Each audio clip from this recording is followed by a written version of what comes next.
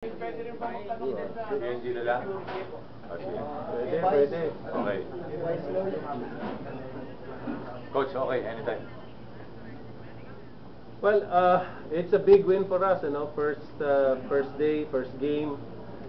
Medyo may konting jitters pa, pero we got over it. No, I think the good thing about it is we had a good lead coming into the end game. Dahil nag-collapse talaga ng end game. No? Pero we'll take that. A win is a win. Paulie played a great game for his first game. Physically tough, mentally tough. He's just special. No, you can't coach that. It did not come from me. Galing talaga sa kanya yun. No? So I think we had a good pick in the draft, and he's a big help to the team.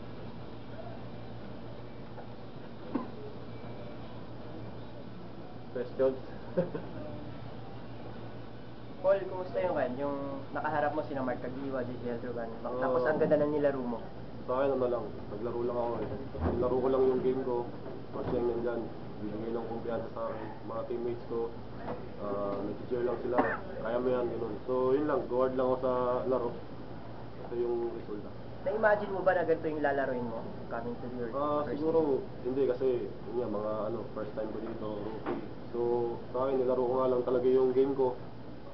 Kaya ito lang yung naging result ng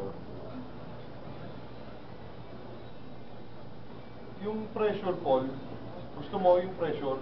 Gusto mo yung nabe-pressure ng gano'n? Sa akin, gusto ko yung ganito underdog.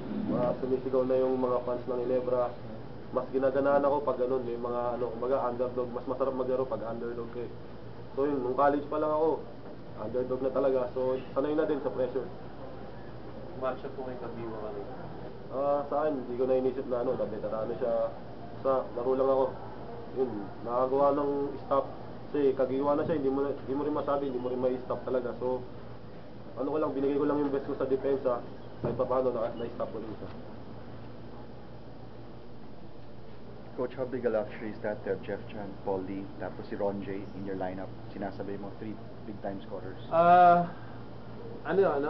Dati kasi we had problems breaking the zone. No? So now it's a little easier, although meron pa rin improvement na kailangan. No? And wala si TY, di nakapaglaro ngayon, but napunuan naman ni Paul Lee yung pagkukulang namin doon.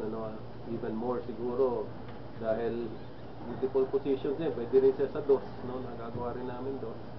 At the same time, he plays both ends. Naka-opensa siya, naka-depensa siya.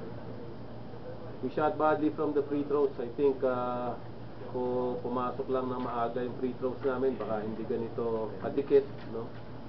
Pero Ginebra pa rin yan, magandang panalo pa rin yan. It's a good game for a start of the season. Makita natin na exciting talaga yung mga susunod pang laro. Pero hindi na ganyan ka-harrowing. Marami pa rin ganyan sa tingin ko. Magkakadikit naman, parehas naman ng lakas ng team. Kami lang mahina rito eh, so nakakatsamba lang.